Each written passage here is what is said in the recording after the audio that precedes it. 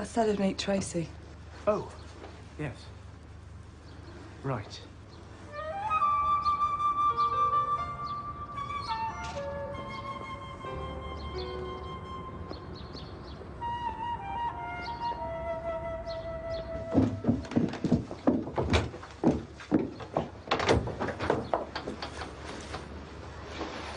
I'm not sure about next week. I should think it'll be all right, but I'm not sure. You phone me then, will you?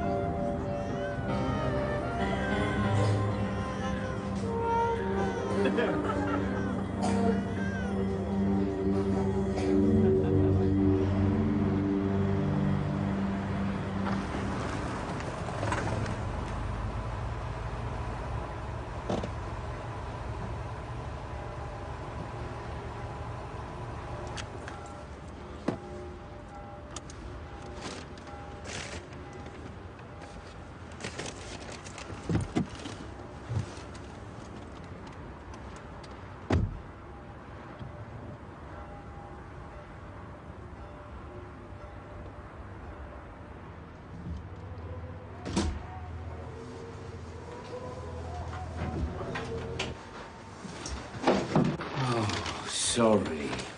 I thought I'd just get rid of some of this lousy paperwork. The next minute it's 6:30. Have I messed you up? No, I'm fine. You sure? Don't worry about it. Everything okay? Yeah, it's been a good day, actually. Very peaceful. Yeah. It's paperwork. I love it. Right. Oh. I was going to do some sheets and towels and stuff, but the machine isn't working. Oh, that's right. I meant to phone the bloke yesterday. Thanks for reminding me. I'll do it tomorrow. Anyway, I did a couple of things by hand. Trouble's getting dry in this weather. Well, there's no need for you to do. I'm here. Might as well make myself useful. Oh, thank you, sweetheart. I've left everything ready for you, and any problems, same as usual. Mm. And if you like that thing, it's another 50p you owe me.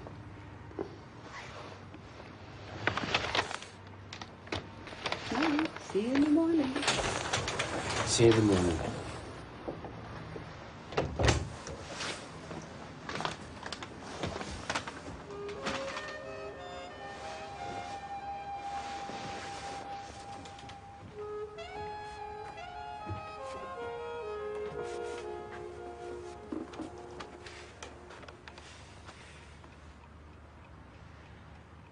Which is the most recent, would you say? This one. It's from the school, you know, the photograph they do every year. I mean, this one makes her look nicer, you know, her hair and everything. She's got really nice hair, but... Yeah, thanks. Right, Mrs. Uphill, we've got all we need, thank you. We'll start things rolling and you stay by your phone. So as soon as we find her, we'll let you know. And of course, if she does come back here, you'll let us know, won't you? We'll see ourselves out, all right.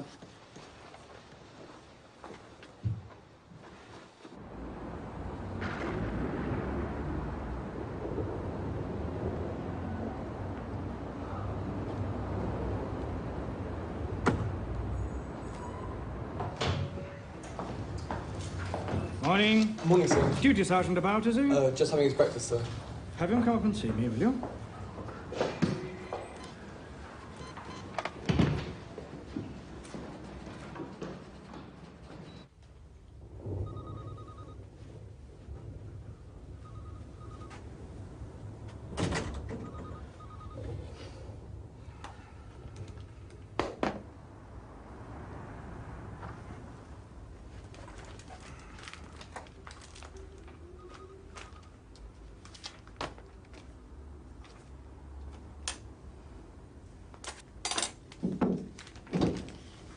Ah, Sergeant Wells. Come in. Nothing on the girl, I suppose? No, sir. It's been 16 hours. It's too long. It's far too long. Well, it's 16 hours of darkness, sir. We need the daylight. Is Detective Inspector Frost in the briefing room? No, sir, he hasn't arrived yet. He doesn't know there's a briefing, does he? Oh, I imagine so, yes, sir. What do you mean you imagine so? Either he does or he doesn't. Yes, sir, he has been informed. It might be something to do with his wife, sir. Ah, yes. Thank you. Sergeant. Your responsibility is to me, not to good old Jack Frost. Hmm? Yes, sir. Oh, I'm sorry. I'm really sorry. Traffic was all over the place. Sure, right? Yeah, okay. Woke up twice, that's all. Right. Thanks. I'll give you a call. Prescription. Prescription.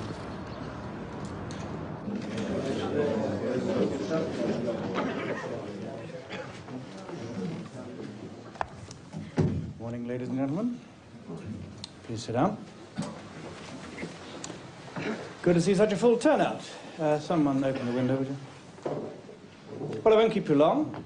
We're not short of help, for which I thank all concerned, but what we are short of is daylight. We've got woodlands, lakes, a canal, gravel pits, derelict houses, builders' sites, you name it. 1,001 places where a child could be concealed. So we shall need to be methodical, not haphazard. Which is why I put Detective Chief Inspector Allen in charge of the operation. And as he's in charge, I shall now shut up and let him take over. Right. Time's against us, so I'll be brief. Mrs. Palmer? Good morning, Miss Palmer. It's Denton Police about your car. You'll be glad to hear we found it. On the new estate. No, no damage at all. Joyriders, I should think. Anyway, if you'd like... No, just you. No need for your husband to... Well, any time you like. And if you could bring a spare set of keys. I'll be with you in a minute, sir. No trouble at all, Mrs. Palmer. That's right. Any time it's convenient. Thank you. Oh, sorry about that, sir. What can I do for you? Sergeant, I'm Barnard. Detective Constable Clive Barnard. I have to report to Superintendent Mollett at 9 o'clock. Right. D.C. Barnard. The Chief Constable's nephew. That's right, Sergeant. Chief Constable's nephew. Well, Superintendent Mullet's tied up at the minute. I'll tell you when he's free. Nice suit he's got on. Very stylish. Made to measure, I bet.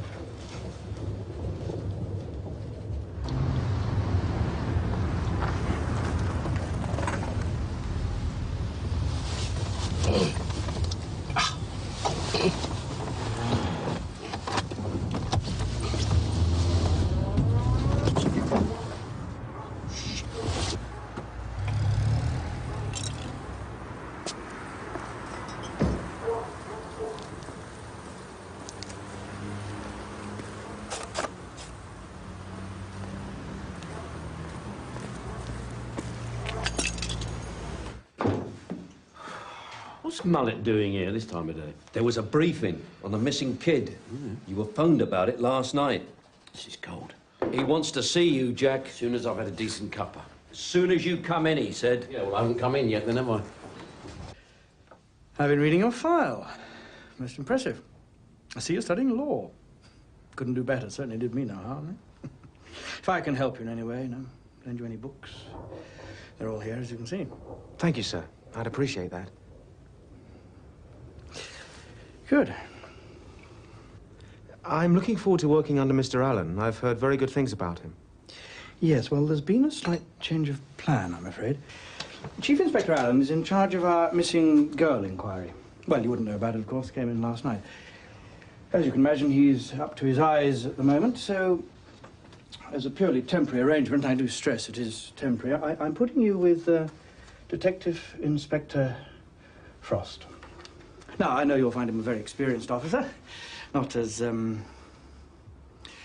punctilious as Chief Inspector Allen, perhaps, but as I say, very experienced in his own way, and I might say that your uncle has a very high opinion of him. Very high indeed. He being our, well, local hero, so to speak. Do you see much of him, do you? Your uncle? Hands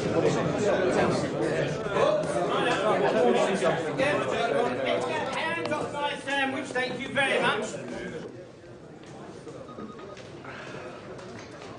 Sorry about the briefing.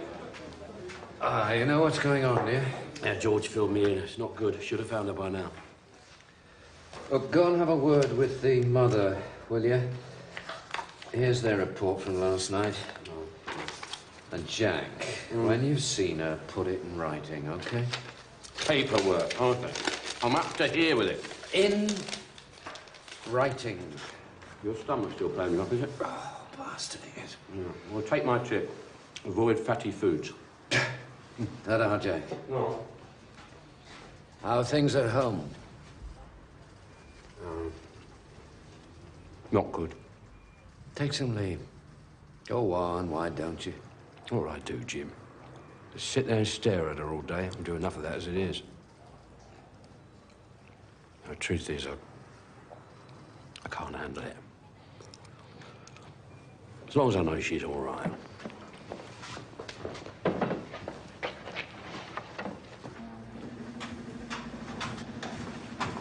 Washing machine. Washing machine.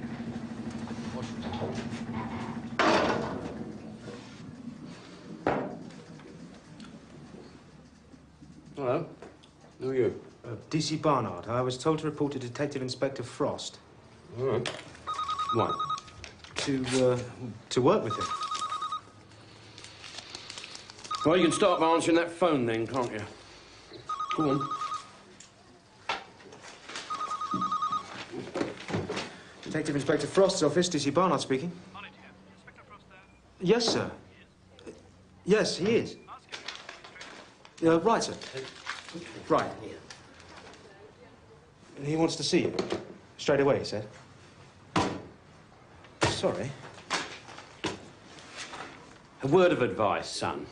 Well, 2 words. 1, never tell Mr. Mullet that I'm in the office. And 2, never wear a suit that you wouldn't be happy letting a drunk be sick over.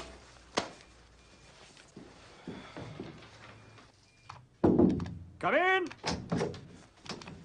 You wanted to see me, sir? You weren't at the briefing. Why was that? No, I was unavoidably detained, sir. Ah. I see. My car wouldn't start.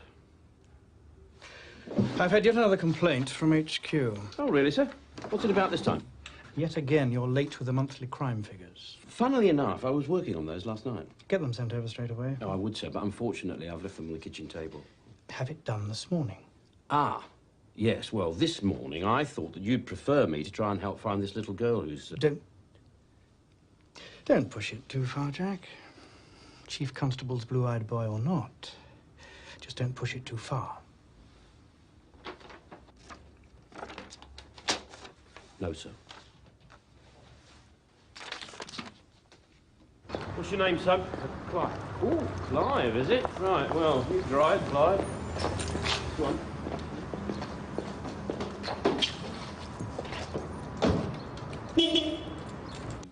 So she'd gone to the club next to St. Mark's. She goes every week. Right. They play games and things. You know, ping pong and stuff. And afterwards, I always meet her and we go for a hamburger. Sometimes we go to the pictures. Depends what's on, you know. 3:30, you say? Sorry? You told the officers last night that you meet at 3:30. Yeah, I mean, that's usual. But this week something happened and I was late. I went everywhere I could think. I phoned all her friends and everything. What about her father? Doesn't even know I had her. Oh, so you've brought her up on your own, then? Just have to get on with it, don't you? Anyway, she's mine. I love her. So it's not really Mrs. Uphill. That's just for the neighbours, like the ring. Just easier, that's all.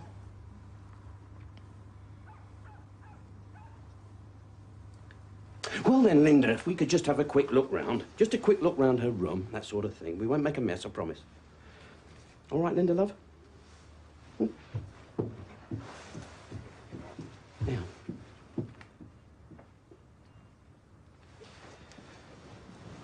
You know, I could swear that we've met somewhere. No.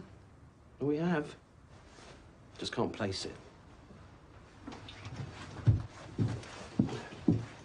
Come on, don't hang about. We haven't got all day. Where would you like me to start? Well, why don't you take a look in the kid's room? Only don't let me catch you playing with her toys. There's a good boy. Gov, you can't really believe she's here, surely. I can believe anything, Constable, and one day so will you, if you last that long.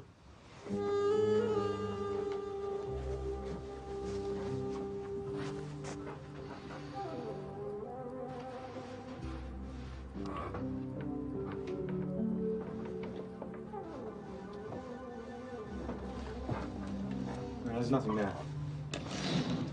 Bathroom?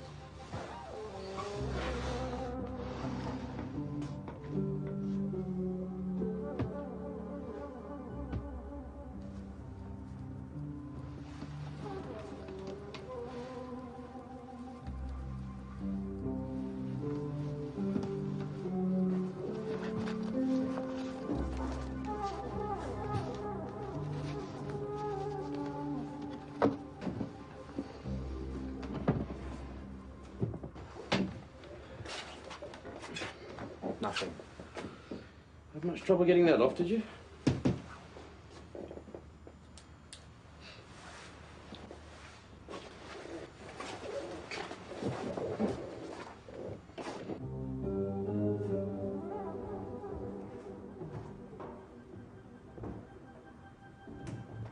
When did we first start using the word condom? When did we what, Gov? Well, in my day, it was contraceptive. A Johnny. Buy me and stop one. Suddenly it's a condom. Funny, isn't it? What are you doing? What are you doing? Just a few more questions, Linda, love. All right. You think she's dead, don't you? You think I killed her?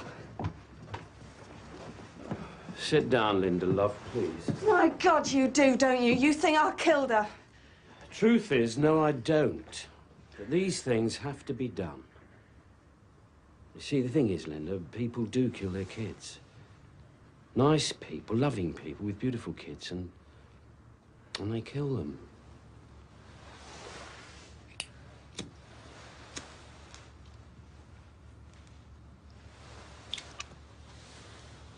Sorry. That's all right.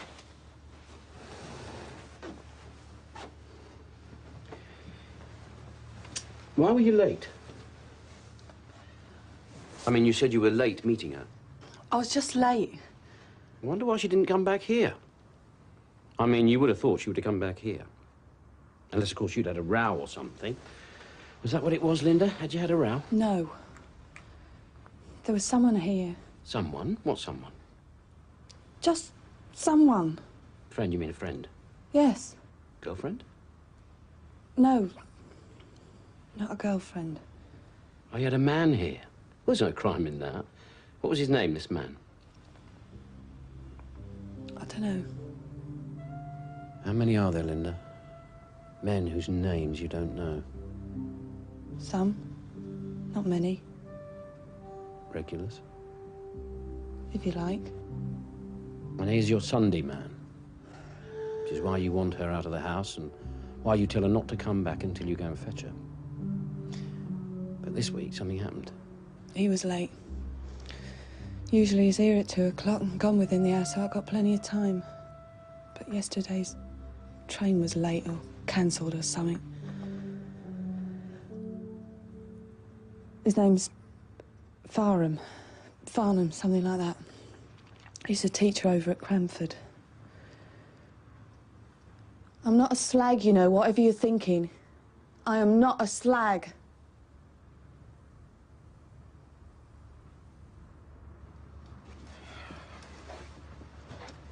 Is there anyone who can stay with you? A relative or someone? No. Thank you. I've remembered where it was. You're on the checkout at the supermarket where I do my shopping. Part-time. That was all they could give me.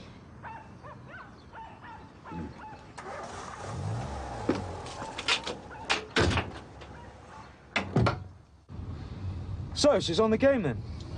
A semi-pro, I think you call her. A rose by any other? You don't approve. Well, I don't believe in paying for it. No, I mean her. Well, bringing up a kid in an atmosphere like that? It's wonderful. Well, there's a lot like her nowadays. Even in a place like this, I could name you a couple of dozen. And not just the likes of her, either. I mean, respectable, middle-class ladies, paying for the little extras in life. Times are hard, Clive, my son. Try and be a bit more charitable. You sell what you got available. Tell you what, though, she's nicked my bloody fags. Should have turned right there, by the way. Didn't I say?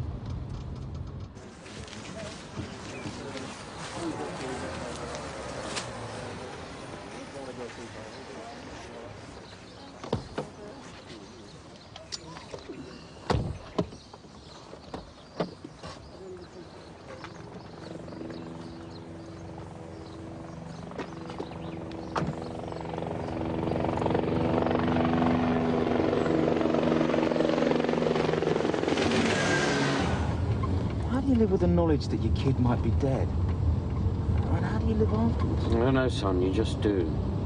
I'd give her a wide berth, by the way. Get within 4 feet, she'll eat your wing mirror. Who's that? That's old Annie. Annie Stephanopoulos, Annie the cat lady. Oh, yeah. Yeah, she goes everywhere on that old bike of hers, looking after stray cats. She feeds them, nurses them, takes them down the vets and has their what's-its chopped off. Oh, yeah, they put you with old Jack then? How are you making out? Yeah, he's okay. You can say goodbye to your sex life, I can tell you that much. D.I. Frost has a reputation for keeping long hours. Oh. P.W. Wallace, D.C. Barnard. Clive. Hi. Chief Constable's his uncle. Yes, love. What can I get you? 3 teas, please, love. But you're not saying she's in any pain, eh? Do you want me there when the doctor comes? Oh, it can be. I mean, of course it can be. Well, I don't know. It won't be early. We got this missing girl thing. You're a sweetheart, thanks. Oh, and there should be a brown manila file on the kitchen table. Be your love and put it on the stairs where I won't miss it, will you? Ta. And you will let me know if anything happens. Yeah. Yeah. Thanks. Bye.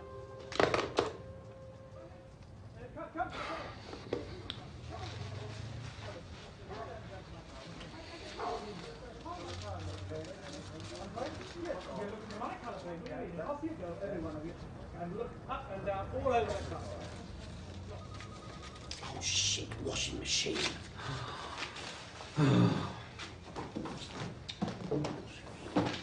Sergeant Johnson says to tell you they've checked the local weirdos, and the only one they can't lay their hands on so far is Michael Hoskins. Sick Mick. Who'd want to lay hands on him? Well, apparently he hasn't been home all night. Oh, his mum will be pleased to give her a chance to change the sheets. What is this?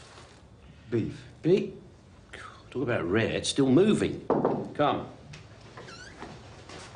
Bit of luck with the bloke, Gov. Hmm? Barry James Farnham. Lives at Leffington, teaches English at Granford High. Thanks.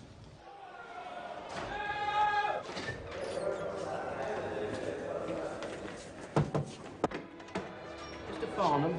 Sorry to trouble you, sir. We're from Denton CID. Detective Inspector Frost, D.C. Barnard. Just a quick word, if that's all right, sir.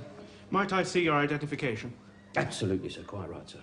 Constable, show the gentleman your nice new warrant card. What's it all about? Can't be my car. I don't drive one. No, just a few questions, sir, that's all. Why couldn't you wait until I got home? Because we were told that you were here, and because the nature of our inquiries means that we can't waste time pissing about with niceties. All right, sir. Thank you, sir. You know a woman called Linda Uphill, Mr. Farnham? 17 Selsdon Avenue, Denton. No. Well, we understand you have a business arrangement with her. I'm sorry, you must be mistaken. She says that you were with her yesterday afternoon. Now, in view of what you're saying, she must be lying. So if you come back with us, I'm sure we can get it sorted out. Off we go, then. All right. Yes, I do know her. What's happened to her? Why should anything have happened to her, sir? Well, women in her position. Women in her position. Very nicely put, Mr. Varnum. It's not her, it's her daughter. Tracy? You know her then? No, but Linda talks about her. She's very proud of her. And she's very worried about her, sir. You see, the kid's gone missing. Now, you left Mrs. Uphill at 3:30, is that right, sir? Yes, usually it's earlier, but... You didn't see the child at all? No, why should I? Linda is always very careful to keep her family life quite separate from... You left the house and you went straight to the station? No, I had to visit my aunt. I go there every Sunday for tea after I've... She lives in the senior citizens' bungalows on the Southern Housing Estate. Your Sundays are one long round of pleasure, aren't they, sir? First a spot of naughties at Chez Linda, then tea with your auntie. No wonder your skin's in such good condition. The address. Now look, you won't go around worrying her. She's an old lady and her heart's not too good. I specialise in old ladies with weak hearts. Have no fear. How are they doing? Keeping up to scratch, are they? Yes, they're rather good this year. Must have a good teacher then, eh? I try. Worth money in the bank. Good teacher. Eh? It's getting a bit dark now, Governor. What do you reckon? Yeah, all right. Call them off. OK, Sergeant, knock it off.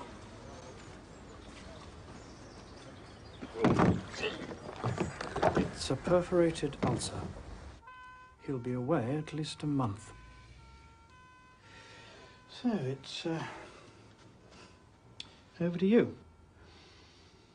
I'll look after the PR side, press, TV boys and so on. And now you're in charge, I don't expect you to be doing house searches yourself. I want you here, controlling the operation. Filling in the bloody forms. Completing the necessary paperwork. And make sure they go easy on the overtime. What with a blasted helicopter and so on, I'm bursting the budget as it is. Huh? I'll try not to let them take advantage of me, sir. Advantage is only taken when it's allowed to be taken. You can tell them that I shall personally be checking the figures. Yes, sir. How's young Barnard shaping up? He'll do. Don't teach him too many shortcuts.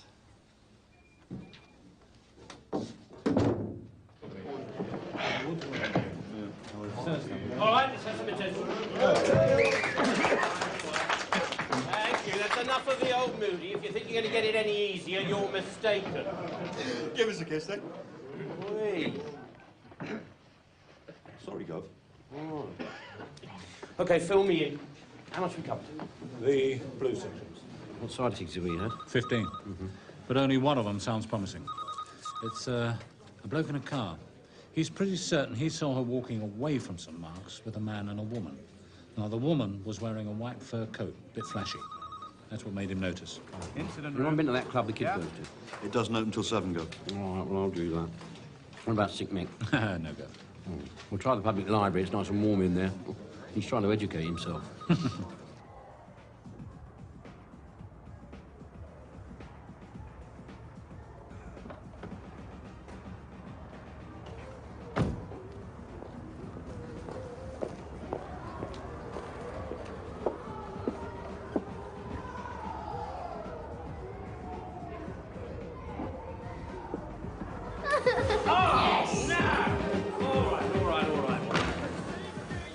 That's £2, you owe me. Hey, no, come on, £1, we said.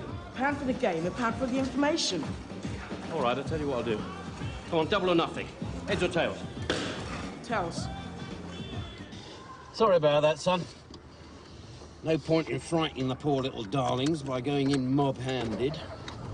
What's it? Oh, yeah. I want to go to... Oh, damn! Still haven't got that washing machine. 108 Ranley Road. What's at 108 Ranley Road? 14-year-old racing certainty by the name of Mary Louise Harding. Tracy's got a thing about her, apparently. Thinks she's the bee's knees. And according to Top Spin Charlie back there, Mary Louise's mum has got a white fur coat. That poor woman. My heart bleeds for her. If anything happened to Mary Louise, I think I'd kill myself. You will excuse me getting on, won't you? See all area finals on Friday. I haven't seen you on Come Dancing, have I? Similar. Very similar. Stop looking so dreary, darling. There's a good girl. Yes. God alone knows I don't get much pleasure since her father took to the continent. He's in heavy vehicles, you know. Seldom where he should be. Which is why I'm partnered by my second cousin, Leslie. Huh. Clean your mind and wash your mouth out. Oh, that reminds me, no chance of a cuppa, is it? But of course. Tea or coffee? Oh, coffee would go down a treat, wouldn't it, Clive? There's a good girl, Mary Louise. Thank you. Use the Bolivian and the cups, not those dreadful mugs. And it was Leslie you were with all yesterday afternoon, was it? That's right. Practising over at Bishop Stortford. On second thoughts, I think I preferred tea. That's all right. Stay, I'll tell her.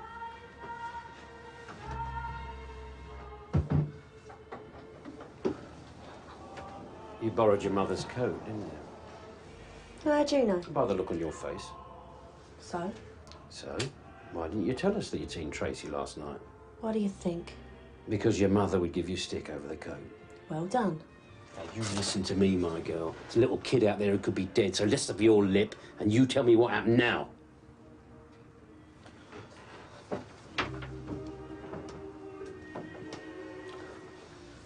Look, she's always hanging round me. Like I'm a sister or something. I mean, it gets on my nerves. I had a date with this bloke. He's older than me.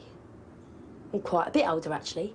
So that's why I borrowed her rotten coat and some of her underclothes as well, if you must know. Anyway, we're walking past the church. She's standing there. Tracy is. She wants to know where we're going, so I say to her, none of yours. We look round and she's following us. Well, he got really shirty and started blaming me, but what could I do? She's always doing it. Following me around. Anyway, finally we managed to get rid of her. I didn't see her anymore. Whereabouts was this? Near the old woods. Oh, now we know, don't we? Overtime, will you? Overtime? I'll never get a chance to spend it. Done that. Done that. Wash mash. Washing machine. Remind me to ring them first thing in the morning. Oh, this is it. Get onto HQ and find out what percentage the crime figures are up. Sort out last month's return, add whatever they tell you, and bung it in for this month. It's all right, I'll sign it. I'm the one carrying the can. They only shove it all in their bloody computer anyway. When you've done that, pick me up in the canteen.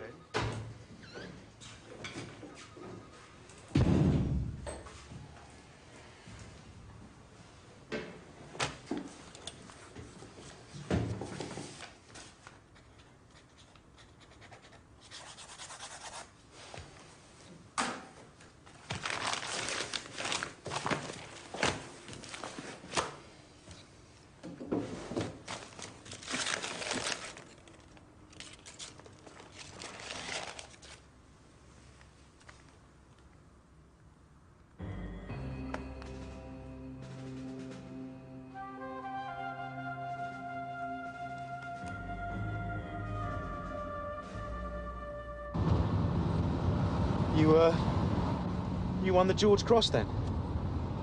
I mean, I knew someone from this division had. Well, I mean, how often does a copper win the George? It's all right, son. There's no need to get embarrassed. You're not the only one who can't believe it. There's me for a start. You got shot, didn't you? Twice. Once in the chest, which was very nasty, and once in the head. Luckily, it went straight through my brain, so it didn't do any damage. Oh, yes, I'm famous now. Every time I get a mention in the paper, like local detective sods up court case, they put a little footnote in about my medal. Why do you think your uncle loves me so much? I did most of my courting in these woods. I lost my cherry here, now come to think about it. Under a crabapple tree, with the vague assistance of a young lady called Beryl Parkinson, who used her Mac, her being in the Salvation Army.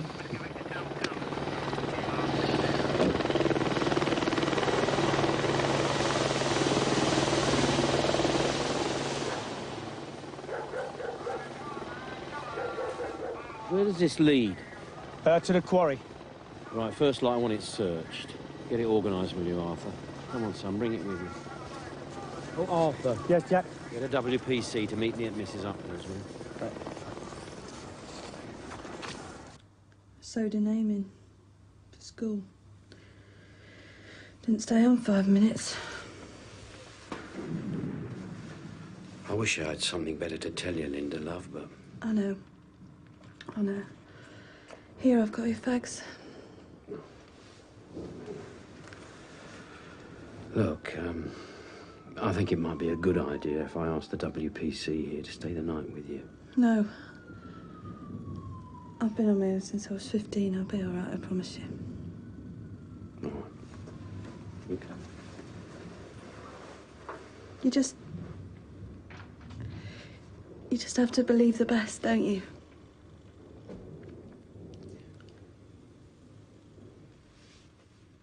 George Toolan says to tell you he's checked out Mary Louise's boyfriend, Philip Carey. He's her mother's ex-dancing partner, would you believe? I would. He was sweating cops, but George is pretty sure he's in the clear. He was back home with Mama 10 minutes after dropping off Mary Louise. Right, thanks.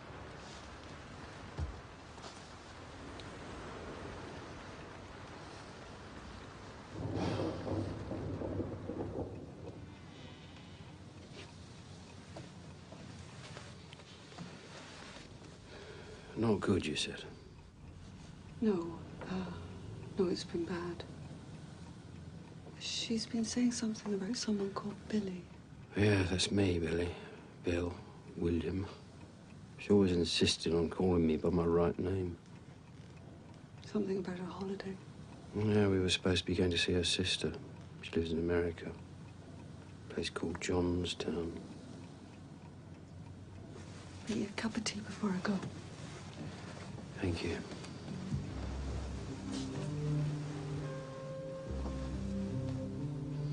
Jack, I don't think it's going to be long.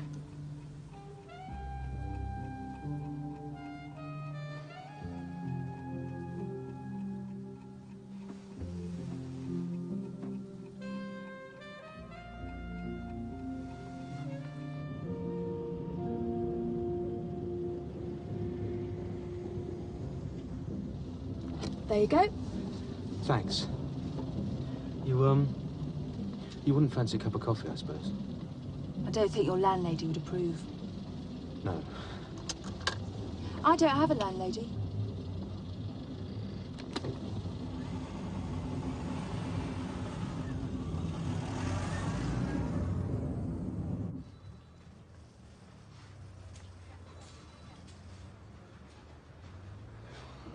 Morning, Gov. What time did you call this? 7:45. Overslept, did we? Well, no, Gov, but I mean, as we didn't finish till late... You don't so finish till it's finished, Constable. Besides which, I get lonely.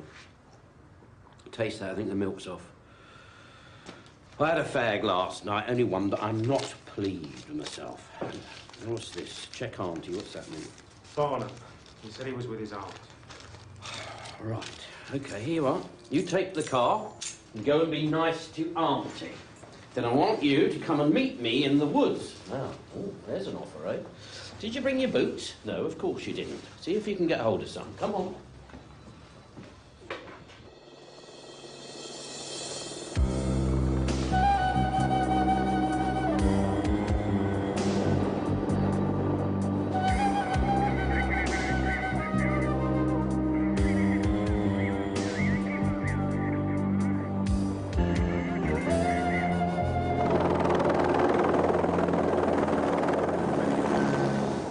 Well, I can't see us covering it in less than 2 days, Jack.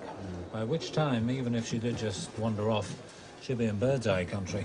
Poor little cow. So Danny's place there, anybody check that out? Yes, yesterday.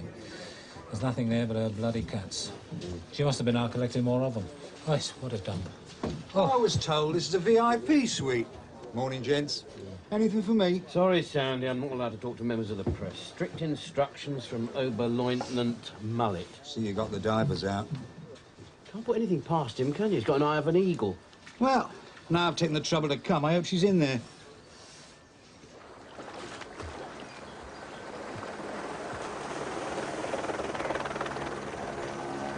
See, the Green Party's been having a picnic again. They found a Sainsbury's trolley at Malaga Airport last year. Makes you wonder, doesn't it, gents? I'm off. George, keep in touch. OK, Gov.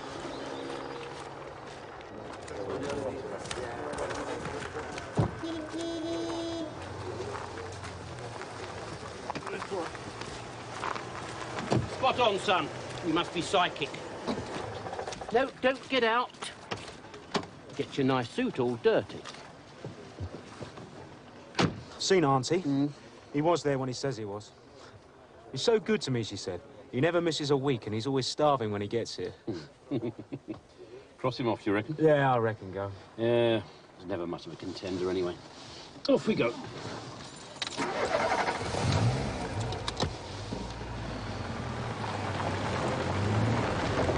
Where to?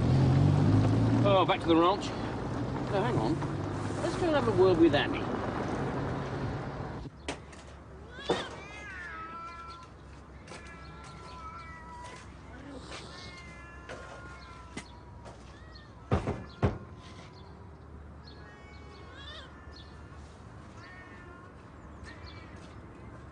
Why you ask? How many more times, Annie? Because she's gone missing. No. You didn't see her, right. Fine, that's all we need to know. Why for you not stopping them come here all the time? Why you say children are so special? It's special for to come to my house and call me names. It's special for to throw stones, for to hurt God's creatures. All right. Were any of the others here on Sunday? Children, and a simple yes or no will do, Annie. I don't want a bloody lecture. Not children. Give me a pound. Give her a pound, son. What for? Cat meat. She's as nutty as a fruitcake. And the state of that kitchen. Oh, look at me, I'm still covered in rotten cat hair. I'll keep telling you about that soup. We've got Mickey Hoskins, Gov. Ah, good. You were quite right. He was in the library, under unusual interests. Anyway, we've had a chat. You're going to love this. He says he couldn't have been molesting the girl here in Denton on Sunday afternoon because he was molesting the girl at the Century Cinema over at Lexington. I phoned the local Nick and it checks. They've got a complaint logged at 5:30. He likes to spread it about a bit, doesn't he, Michael? Jack, telephone, urgent. All right, thanks. Just what we bloody well need. All right, let's have a look at the rest of him. Don't stand there gawping. You're supposed to be looking for a little kid. Come on, Arthur, sort them all out. Hey, come on, you lot, get on with it. The doctor's on his way, sir. The doctor? Oh, yes, we're not supposed to presume death, are we? Arthur, get his chest uncovered in case our medical genius wants to use his stethoscope. Who's in charge here? Ah, Jack. I might have guessed. Hello. If you had to find a body in an out-of-the-way hole like this, you might have picked a day the sun was shining. Well, let's have a look.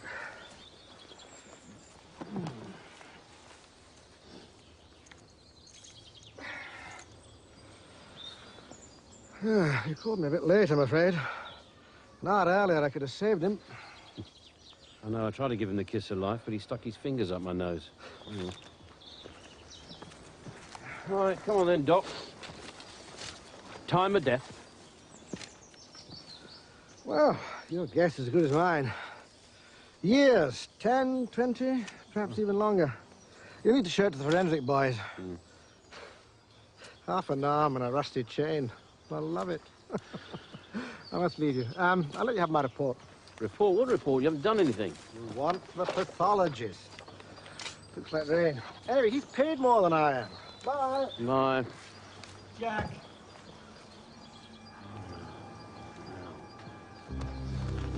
Yes. Oh. Well.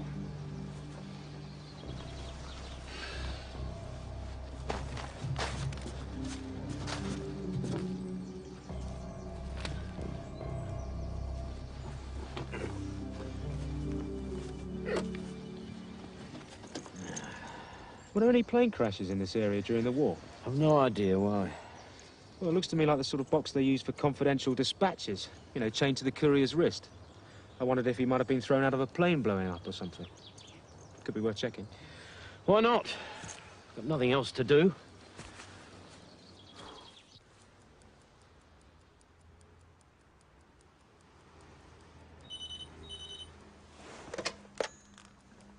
Hello? Hello? Mrs. Uphill, Yes?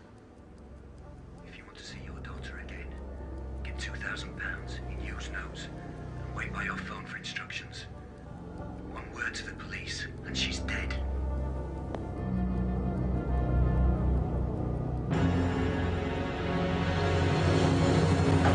Nothing spectacular, I'm afraid. Everything rottable had rotted, so all we're left with is the metal objects. Here we have the zip from his trousers, a couple of buttons. Here's what's left of his watch. Wristwatch, cheap palette movement, nothing of particular interest. A few coins. Oh, yeah. Dated when? The latest is this 2-shilling piece, 1961. Oh, well, bang goes your theory, Clive. I'm sorry? Constable here had an idea that he might have been killed during the war. Oh, I see. What about these? 2 small desk keys. Don't know what this larger one is, and a flat piano. Presumably a house key, but no number, I'm afraid. All in its surprisingly good condition, as you can see. But no car key? None found, anyway. And what are these? The remains of tacks from his shoes. I see. Right, well, you've given us our starters. Now, what about the main course? The what? The box. Oh, the box. Yes, well, we managed to get it open. And? Absolutely sod all.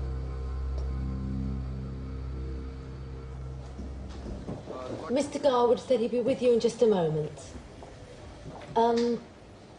There is a no smoking sign, actually. Sorry. How do you want the money? 320s, 310s, 2 Mrs. Uphill, do come through.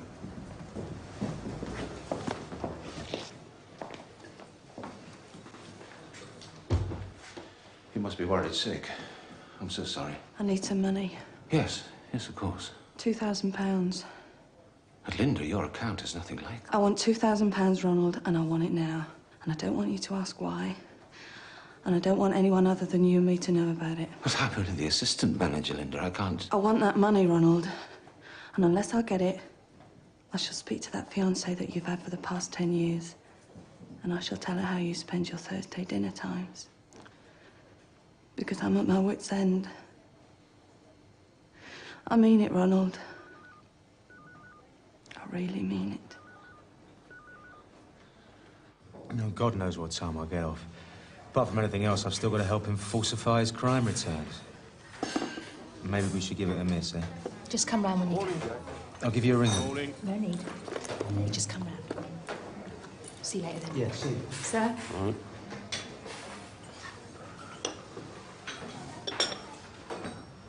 So, what's he doing with an empty steel box handcuffed to his wrist?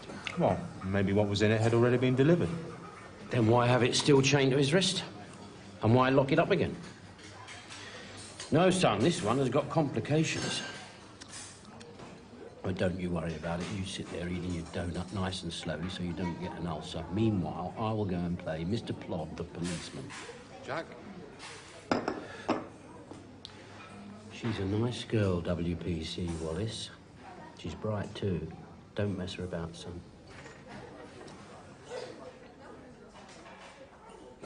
Heard about my skeleton, have you? Yeah, you get all the cushy ones.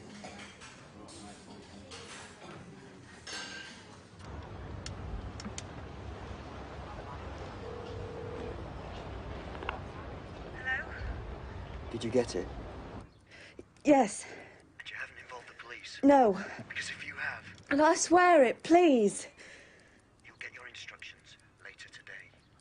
Is she all right? Tell me she's all right, please. Later today.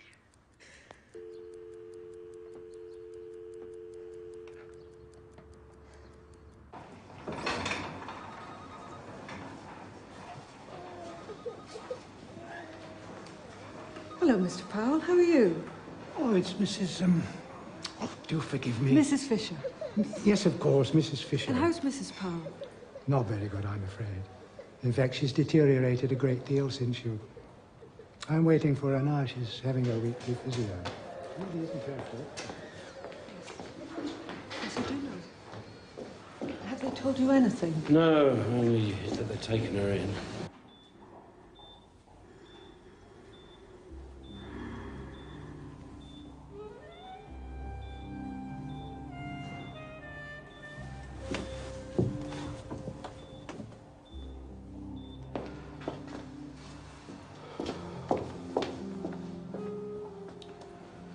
Why do they bother? For God's sake, she's riddled with this stuff. I mean, why do they bother? I can't stand around here all day. I just can't. I mean, what do they expect? It's not what they want, Jack. It's what you want. Mr. Frost, Yeah. telephone. At least in my game, there's always an excuse. He's cleaned up very nicely, I must say. What?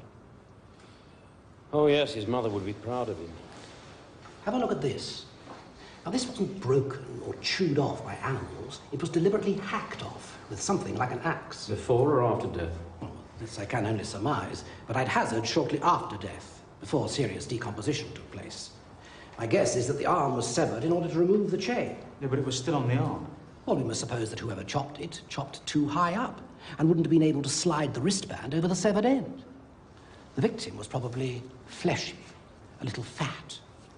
Try dragging your wristwatch up your arm. You'll find it gets stuck halfway. Yes, but why cut off the arm to remove a locked and empty box? You're the detective, not I. Which is why I'm surprised you haven't commented on the best bit. Good God. And this is the perpetrator. A pistol bullet. We found it inside the skull with all the dirt. Anything else, I shall of course advise you. How's Chief Inspector Allen, by the way? I was very sorry to hear of his illness. Not half as sorry as I am.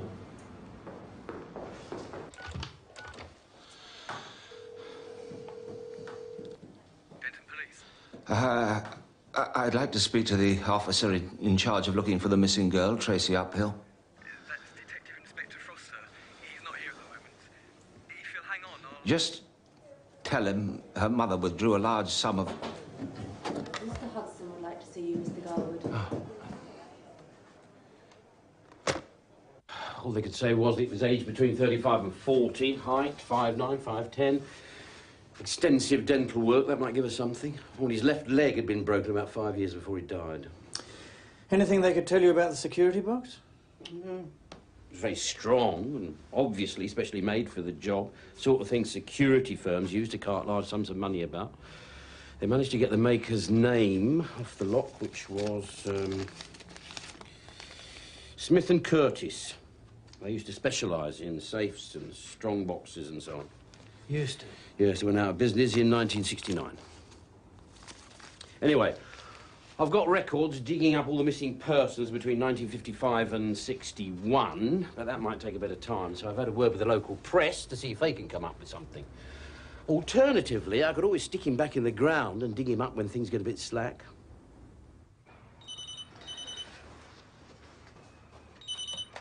Hello? You haven't told anyone? No. You know the cricket ground on the old common? Yes. There's a telephone box just past the crossroads. At 8 o'clock, put the money in your bag and walk there. Wait by the phone box until I call with further instructions. You're right, Tracy, love. What am I doing messing about with a load of old bones when you're God knows where? And what am I going to tell your mum? Doing our best? And I'll really perk her up. I've got to tell her something, that's for sure. Don't give me any more of that stuff. Just burn it. What'd you make of that phone call? What phone call? There's a note on your desk here somewhere. What did it say, this note? Here we go. Caller wanted to talk to you about the missing girl. Wouldn't leave his name. Just said, tell him her mother withdrew a large sum. Then he rang off. Why didn't you tell me this before? Well, he's been sitting around here for God knows how long. If you cleared up that mess once in a while, you might be able to find something. A bit of paper, if not the kid. He's quite right, of course. Hello? Yes. Yes, he's here. Your friend, Sandy Longford. Oh, yes.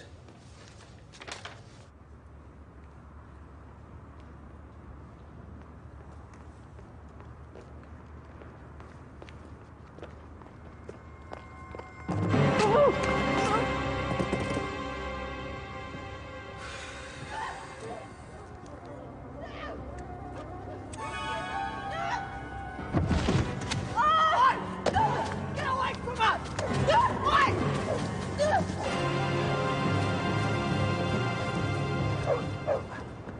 So, I'll go through the files as requested. And what I turn up, thank you very much, is the best story I've had in years, which I have incidentally already sold to the dailies. Cheers. Gentlemen in the news. Of course, you and I were still in short pants. 1961. Let me see, Kennedy elected, Gagarin first man in space, Berlin Wall went up. Yeah, Tottenham did the double beating, Leicester City 2-0 in the cup final. Come on, Sandy, let's have it. Felton was a cashier working for the Eastern Counties Bank on the old High Street. 26th of January 1961, he left Denton by car, driven by a junior clerk, Ronald Garwood. Destination, their sub-branch in Exley, 7 miles away, to deliver £40,000 locked in a case chained to Felton's wrist. I never arrived. It's found in a side road, well away from the route it should have taken. Garwood is found unconscious. Hello, newsroom. So badly beaten about the head, he still has no memory of what happened. Felton, the 40,000 were never seen again. Any next of kin? His wife remarried, a Yank. No other family. You said this, what's his name, Garwood, still has no memory. He's back at the bank, assistant manager. Spoke to him only half an hour ago. As you can imagine, he was quite surprised. Oh, I tried to get a statement from the bank manager, but he wasn't having any. So, looks as though I owe you a favour. You know, I have a bloody good mind to buy you a curry. Editor. Yeah, he is. I've got to go home. Tomorrow, Linda, love. You can go home tomorrow. No, I've got to go now. I said I'd be there when he phones again. I mean, that was the bargain. She might even be there waiting.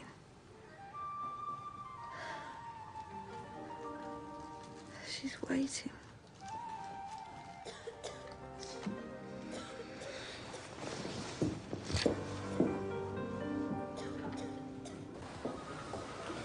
They found her bag. And? Empty. The 2,000, you mean? Well, everything. The bastard. Why the hell didn't she tell us? Because she was afraid, that's why. Stupid, more like. Yeah, well, not everyone's got your brain power, have they, Constable? It's a pity you leave it in neutral most of the time. I thought you ought to know. Someone just phoned for her. You wouldn't leave his name. What did you want? You wanted to know if we were keeping her in. You said yes. Yes. Get yourself another body and you go and sit outside her house. Thank you. Well, what are we after? Kidnapper, my arse. What sort of kidnapper nicks a woman's small change and her front door keys? I'll tell you the sort. A nasty little tow rag who knows the place is going to be empty. So not content with the 2,000, he's going to pop in there and nick whatever else is going. The cheaper they are, the greedier they are. And greed, my son, is the biggest mistake of the lot. Now, you let him get in there. You catch him on the way out when he's got his hands full. And when you've got him, you give me a shout here. I'll be here in Churchill Ward. Yeah, but... No, don't ask any questions. Hop it. What did he say to you? Oh, I see. Well, perhaps I should have done the same. I'm afraid he caught me unawares, which is, of course, what they're trained to do, these people. And I suppose we shall have the police asking all their stupid questions again. Though God only knows what use it is, and quite frankly, the last... Yes, I will. Look, I'm sorry to... Yeah. Good night.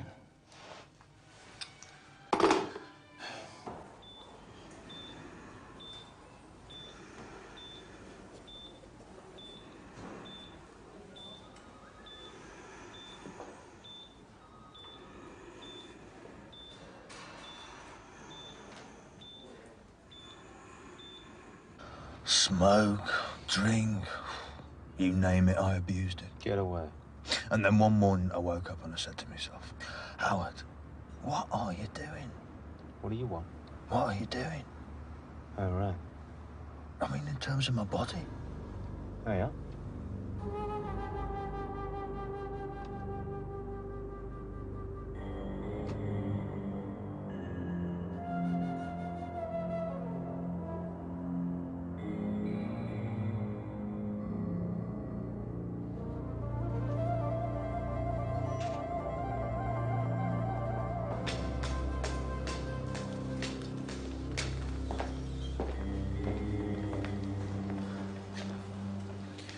Got him? In the nick. I'm sorry to hear your wife's so ill, Gov. They told me downstairs. I mean, that I didn't know. No reason why you should. Right. Come on. Let's go. And it was when I was leaving the house that the officers arrested me. What happened to Mrs. Uphill was an accident. I didn't mean her no harm. I just saw it as a way of making easy money, okay? Okay. If you'd just like to sign that for me there, and there, please, Mr. Brennan. Time is 23:45. The interview with Darren Brennan is concluded. Thank you. I don't know about the "I didn't mean her no harm" bit. I've been glancing through your form. You not being a local, I haven't had the pleasure of your previous acquaintance. Or acquaintance with your previous, perhaps I should have said. But doing women no harm doesn't seem to form a major part of your philosophy. They wind me up. Oh, I know what you mean, Mr. Brown. I know what you mean. Women were only put on this earth so us big macho men can give them a right hander now and again. What else? Make sure that scumbag Brennan gets a decent night's kit, because I'm going to throw the bloody book at him tomorrow. First thing tomorrow morning, get onto the bank and make an appointment to see this Garwood bloke. Right. Where are you going? Oh, home. Have you done those crime returns yet? Well, no, Well, get on with them then.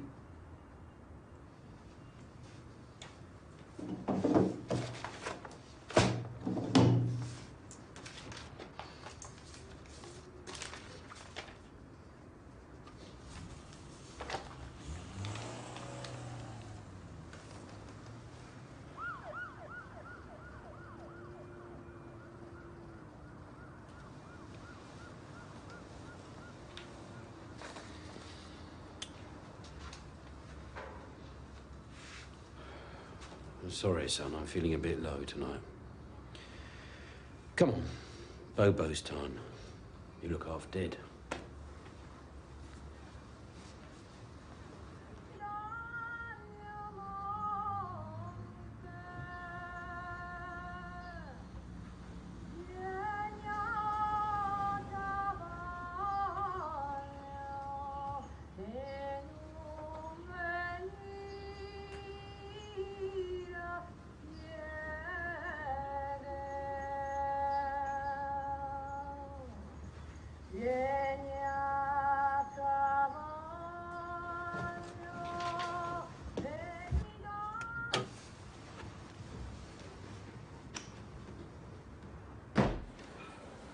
Tell him to pick me up outside the hospital in 20 minutes.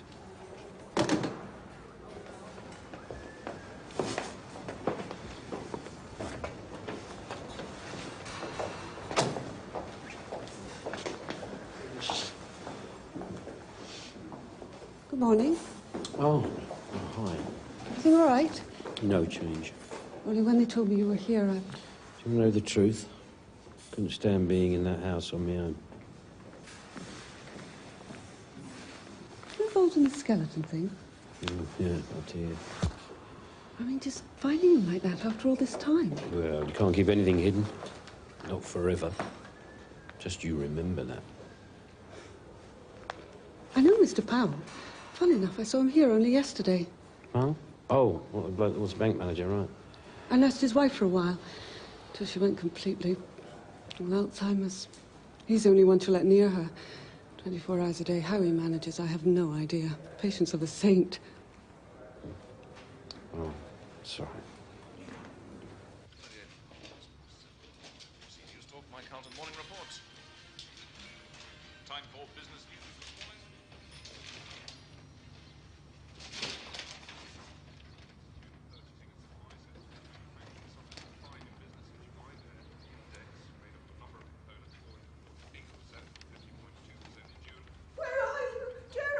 Stay there, darling.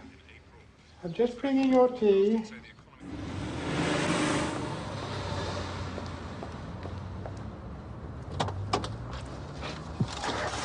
Morning, Gov. Is it? I phoned the bank. Garwood isn't in today. Where is he? They don't know.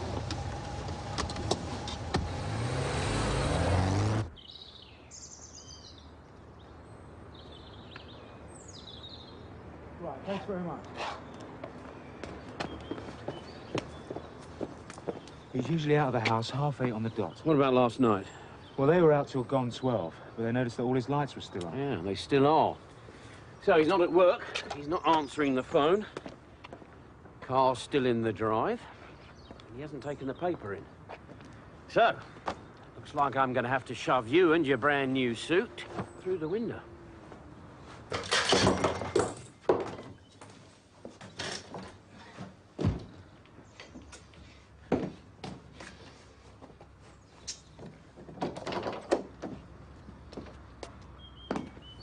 Thank you. Yeah.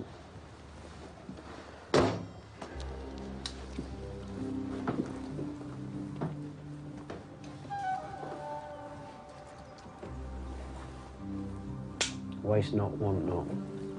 Don't drip blood over the man's nice clean floor, there's a good boy.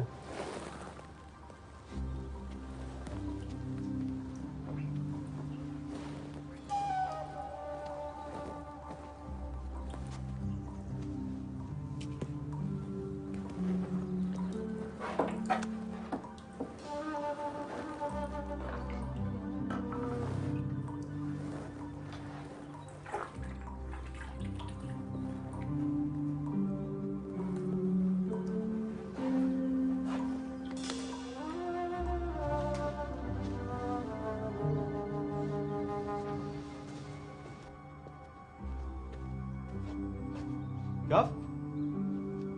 In here. Looks like he's been turned over. Yes. Him and me both.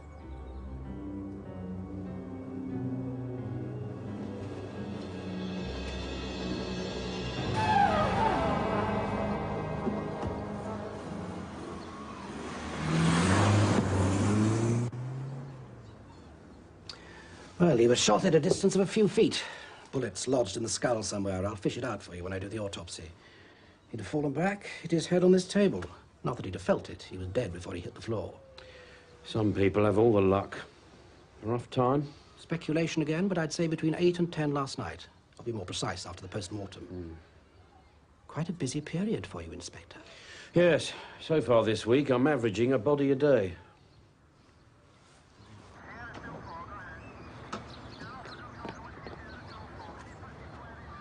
How are you feeling?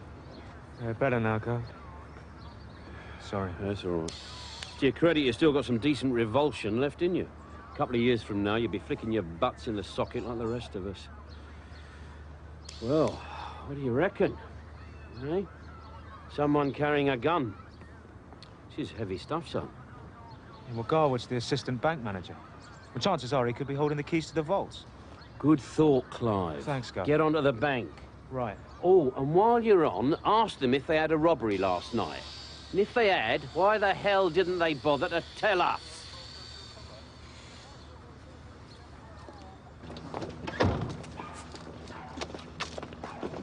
You sure you'll be all right? I mean, you sure you don't want No. me to come in? Be all right, promise you.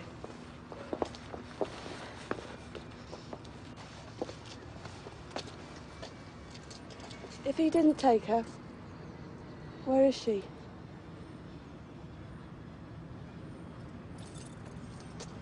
Well, the long and short of it is, this one gets it the day after we dig up his long-lost friend. Now, this could be a coincidence, but from where I'm leaning, it looks like we've got ourselves two sides of the infernal triangle. What's your next step, then? Oh, same as always. Go out and ask a lot of silly questions in the hope they might get a few not-so-silly answers. What about the girl? Oh, Tracy, yes, we mustn't forget little Tracy, must we? Well, so far, she's been seen in London, Cornwall and Dover. She's been seen on a lorry heading up the M1, in a cafe in Leeds with 2 Pakistanis and a Chinaman, outside a cinema in Bromley with a bloke in a crash helmet, everywhere except here in Denton. I'll extend the search area tomorrow, but if we don't get a break soon, it's not looking good. Yes, well, I've got to get up to this damn civic luncheon. Yes, sir, I don't want to spoil your appetite by you sitting there worrying. Just dwell on the thought. In a couple of weeks' time, Detective Inspector Allen will be back, which means the girl will be miraculously found alive and well. The skeleton will walk into the nick, bringing with it the missing £40,000 and brandishing a signed confession to the murder of Garwood. Rain will stop, poverty will vanish, and peace will break out all over the world. In the meantime, yours truly will attempt to stick his finger up the dike as per. Have a nice lunch, sir.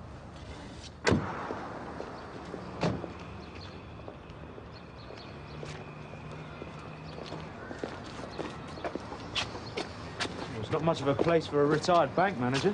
Don't mention Garwood until I'm ready, right? Right.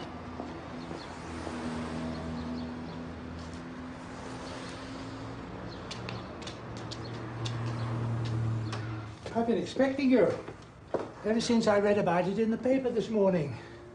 Poor Felton. Of course, everyone was convinced that he's absconded with the money. Even myself, I'm afraid. How well do you remember the day of the robbery, Mr. Powell? I remember it very clearly. It could help if you would tell us about it, sir. Yes, I'm so sorry. Just after I returned home from the bank, I was telephoned by Stephen Harrington, the manager of our Exley branch. He wanted to know if we could help him out with a large cash transfer the following day. The 40,000? Apart from yourself and the manager at, Exley. Exley, who else knew about the transfer? Only Felton and Garwood, the two clerks who would be making the delivery. Mm-hmm. How many sets of keys were there to the security box? 2. I had one set, and Harrington at Exley the other.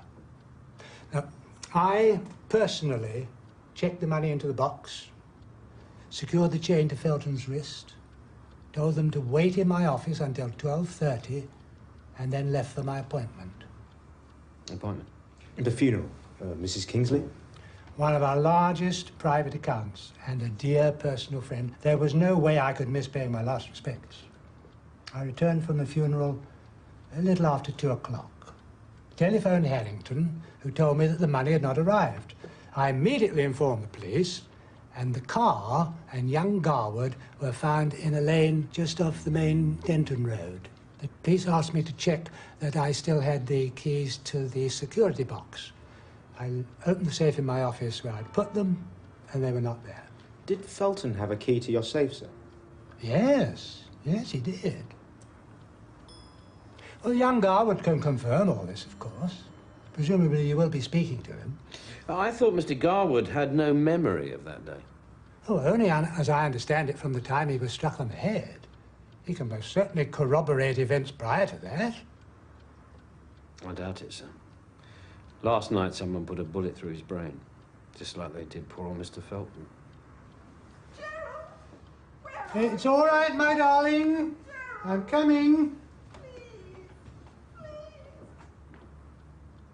Where did you go? You went away. You know I don't like you going away. Oh, well, you were asleep, my darling. Come on now.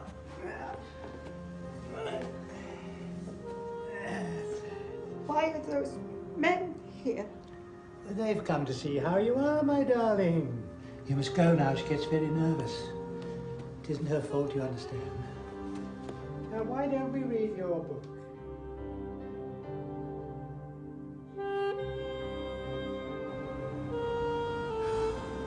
Way to end up, eh, Gov? Oh, that room. Like a flipping museum. All those photographs. I suppose it must have been their son. Pride and joy by the look of it. What? Pride and joy. The son. Yes. Yeah, I suppose so.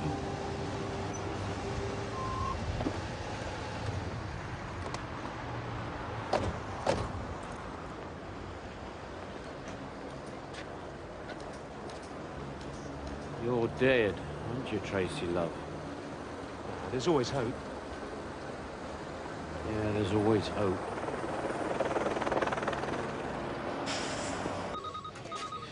So either Felton was working on his own and he was turned over afterwards, or he was working with an accomplice and they fell out. So, it's who had the motive and the opportunity. Well, apart from Harrington over at Exley, who died 4 years ago, 3 people knew that money was leaving the bank. Now, Felton and Garwood are dead, so that leaves old man Powell.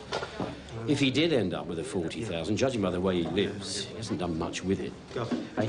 Oh, right. Not unless he needed it for something else. Frost. Ah, Yes. how are you finding things here? Fine, thank you, sir. Yeah. No problems? No, sir. Yeah. Thanks. Good.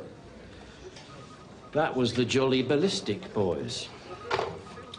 Have you got those fags I gave you? No, go. Don't lie to me, give me one.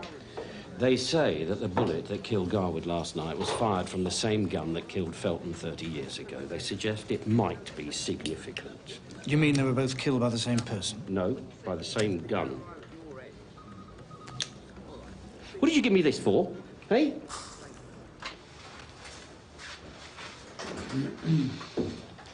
Johnny, what have we got? No, I'll do that, sir. Yes, sir. Right away, sir.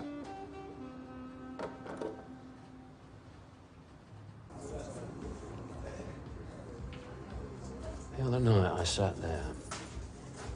All night I sat there.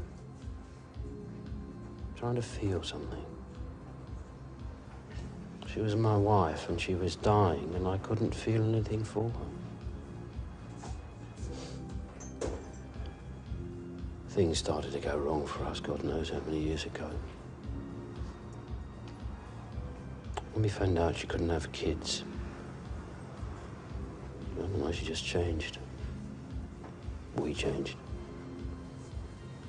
She suddenly became all house proud. Everything had to be clean and neat and tidy. Well, you only got to take one look at me. And my job. I'm a street copper, that's where I belong. But that wasn't good enough for her now. She wanted me to go for a promotion, to be ambitious, to make something of myself. She wanted something to be proud of, you see. And what poor cow got was me.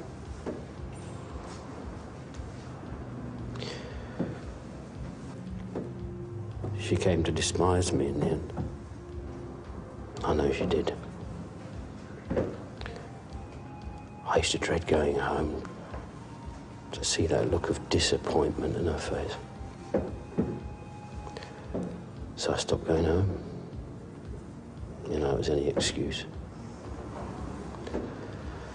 Anyway, I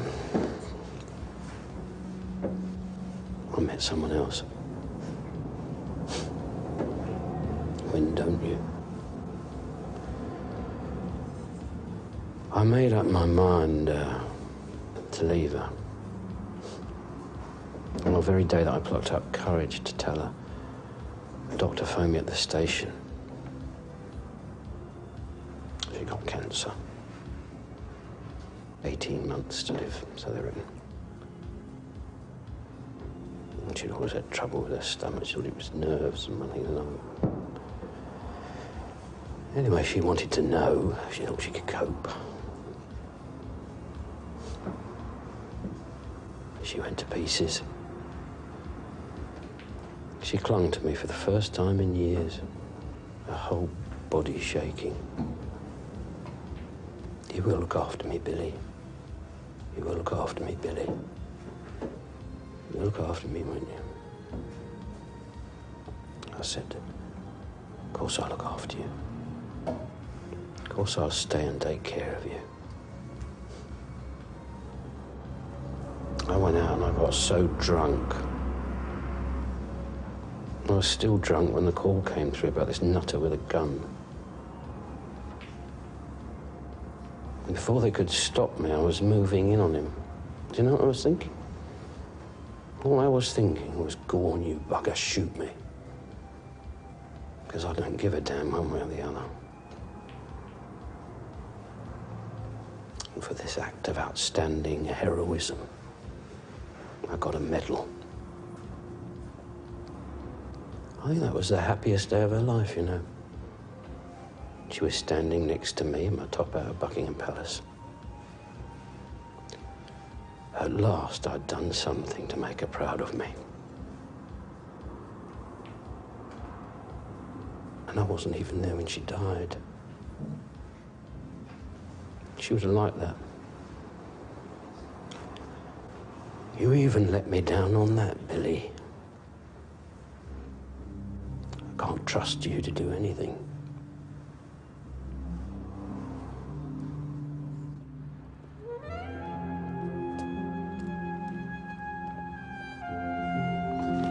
I've got a copy of the medical report on the caretaker, Albert Barrow. Remember, Gov? He went missing shortly after the robbery. The doctor says that although Barrow broke his leg some 19 months previously, there's no reason why it should interfere with the efficient performance of his caretaking duties. His left leg, Gov, same as the skeleton. So it might not be Felton after all. It might be this guy Barrow. I mean, we'll know for sure what the dental job's been through, but he can certainly put a different slant on things, right? Look, I've got a couple of things to do. You stay and have a cup of tea or something. I'll be back here in an hour. What time was this? Be about 7. Just before I phoned you. Tell me about the son.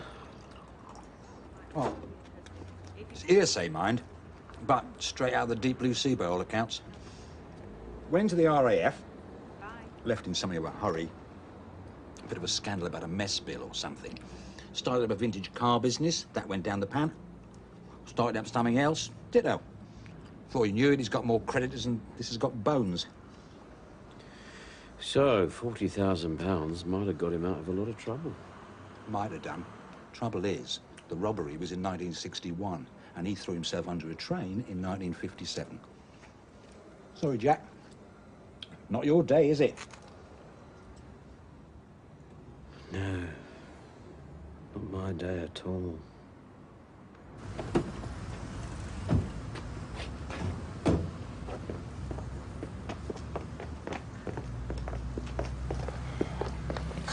Wait here till I need you.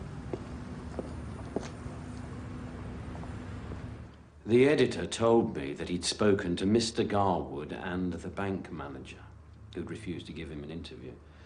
At the time, I thought he meant the present bank manager, Mr. Hudson.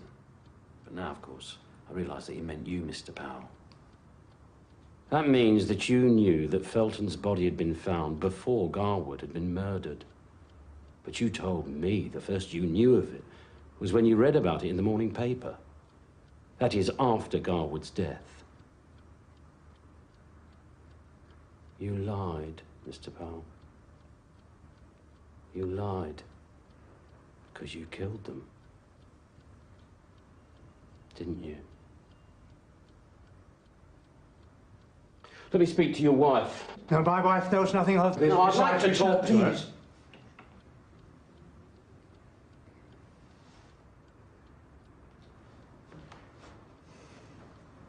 Have you still got the gun, sir?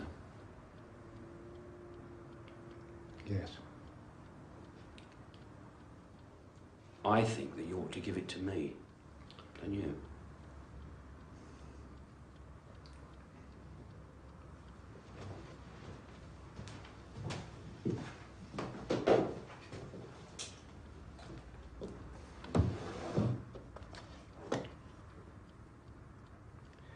What happens now? I must ask you to come with me. No. I can't allow that. I've already got one medal, Mr. Powell. I don't need another. Hmm? All right?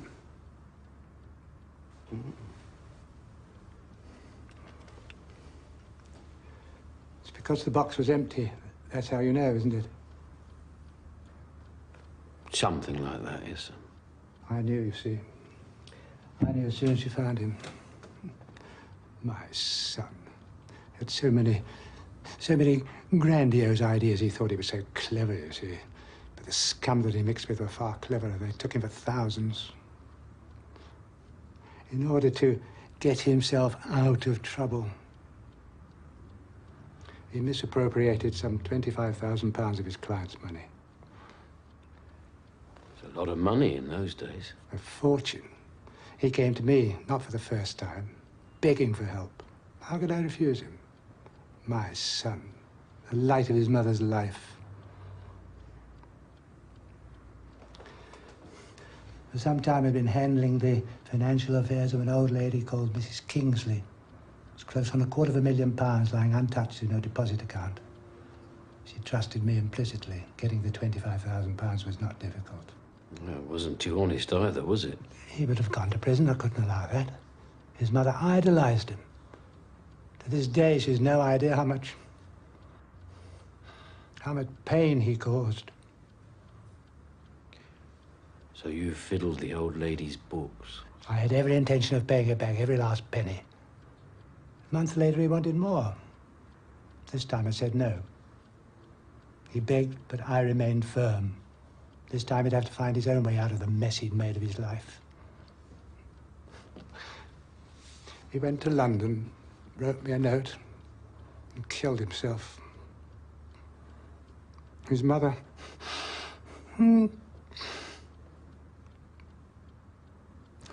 His mother was left completely broken. And you were left to account for the £25,000 you'd stolen? As long as the old lady was alive, I had breathing space. For 2 years, I lived on my nerves, repaying what money I could, terrified that my wife wouldn't. Then, in quick succession, I received 2 body blows. Felton, my chief clerk, found out about the money, began blackmailing me, threatening to tell my wife, whose health was already. And the news I've been dreading. The old lady died. Only a matter of time before my deception was uncovered. And then, out of the blue, apparent salvation. I was asked to transfer the money to the Exley branch. When I informed Felton that he was to act as courier, he immediately saw it as a way for me to pay back the stolen money and for him to pocket the rest. We would arrange for a fake robbery to take place. I would slip away from the funeral and set up an obstruction in the road. When young Gar would stop the car, Felton would knock him unconscious. When he came round, Felton would tell of a masked man with a gun who'd coshed them both. Meantime, I would return to the funeral, throwing away the open and empty box for the police to find later. And the money? The 40,000? The money was in the last places anyone would think of looking for it. It never left my office. The box was empty the whole time. So the police would be looking for an armed man with a sack full of money and find neither because they were non-existent. Well, that is clever. But something went wrong. Something went wrong. He's all right. He's all right! The windscreen! Shoot the bloody windscreen!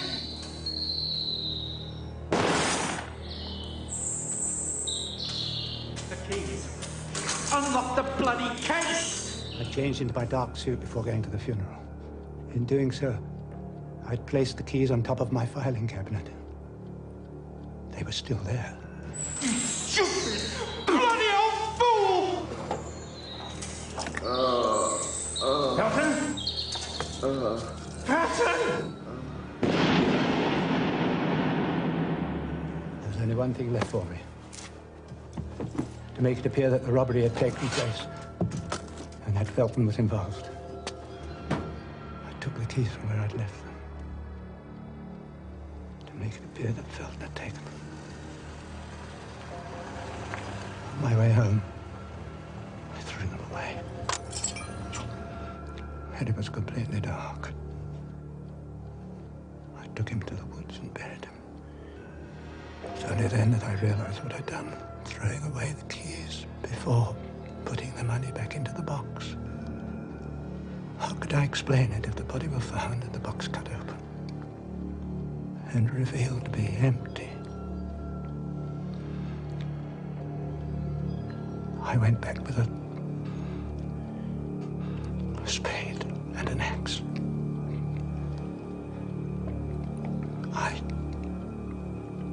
severed his arm. And the flesh was swollen. The chain wouldn't move. I dug another hole. And when I returned home, I scrubbed my hands till they bled.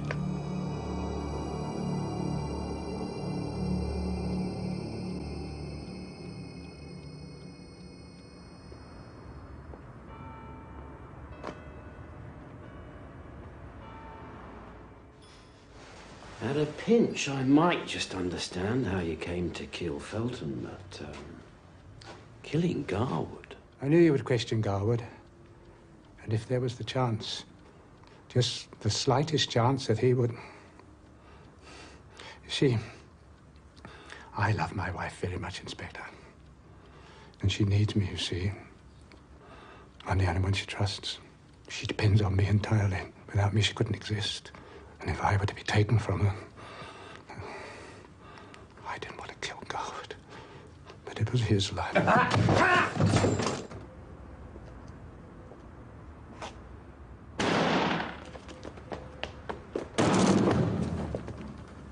Gov?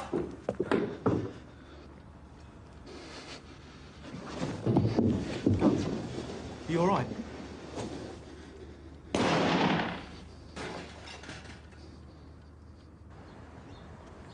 Mr. and Mrs. Gerald Powell shot her, then shot himself. Sort of one-sided suicide pact. The newspapers are going to love it. What's happening? Is the pathologist having him? No, straight to the morgue. I mean, I'll have to inform the next of kin. There is no next of kin. Oh, and old Jack got a thump on the bonds, so I stay out of his way when he gets back.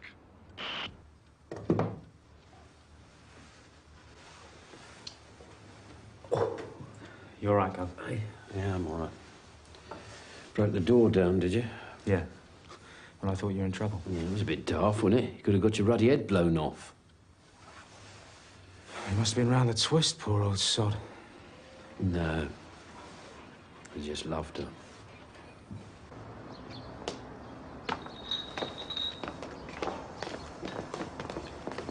Not today, thank you. Oh, right. Kip. Control to the Frost. Are you reading me, please? Yes, what is it? Don't tell me you found someone else with a bullet in his bonds. No, Jack. We found the girl.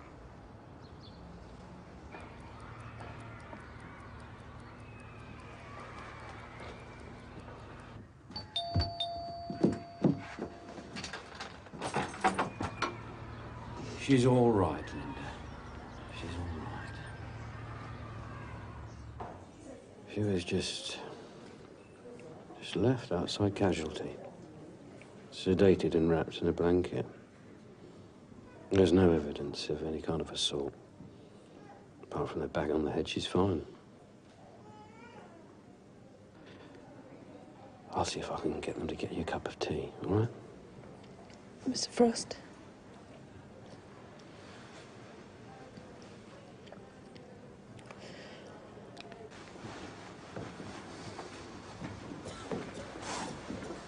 You all right, Gov? Seem to spend half my rotten life in this hospital. Let's get out of here, go and get some decent petrol fumes down our lungs, for God's sake. What's this? Well, just a blanket and the clothes she was wearing. No, this. Cat's hair. You're covered in it. Gov? Yeah? Where are they? Oh. Cats.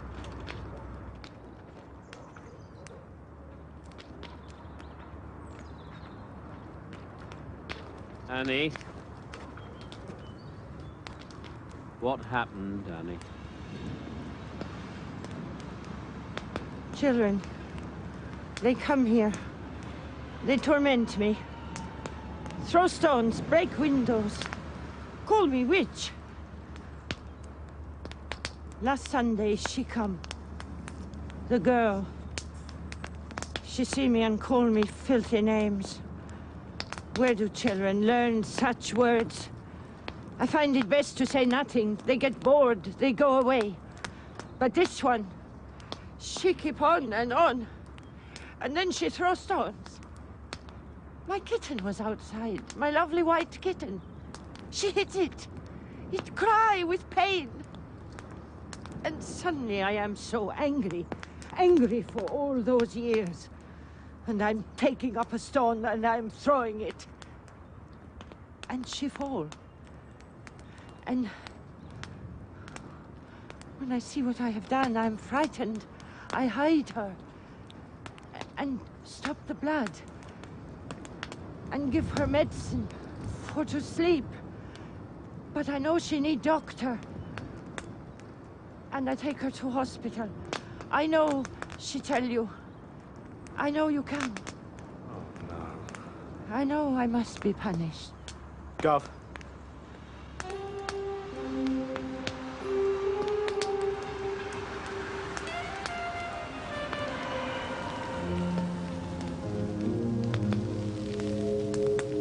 If I am not here, who care for them? Who look after them? Of course, the irony of it all is, if the girl's mother had been 20 minutes earlier, that body would probably have remained in those woods for another 30 years. It's the first thing that struck me, sir. It's the irony of it all. I remember saying to D.C. Barnard as they carted Powell and his wife off to the morgue, how ironic, I said. If you'll excuse me, sir, I have some paperwork to clear up. I was really very sorry to hear about your wife. If there's anything I can do. Thank you. Oh, and you'd better get onto the social services people. What for, sir? A mother who lets her young daughter run the streets while she uses the home for prostitution. Come on now, Jack.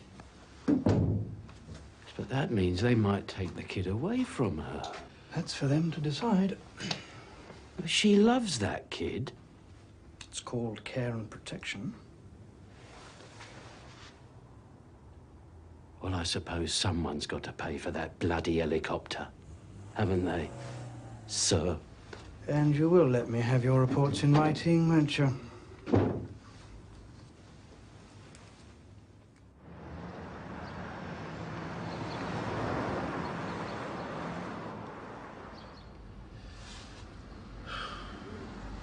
Take the car, and I'll see you in the morning. All right, then? All right, Gov. Have a lie-in tomorrow. Pick me up 8:30. Gov. Go on.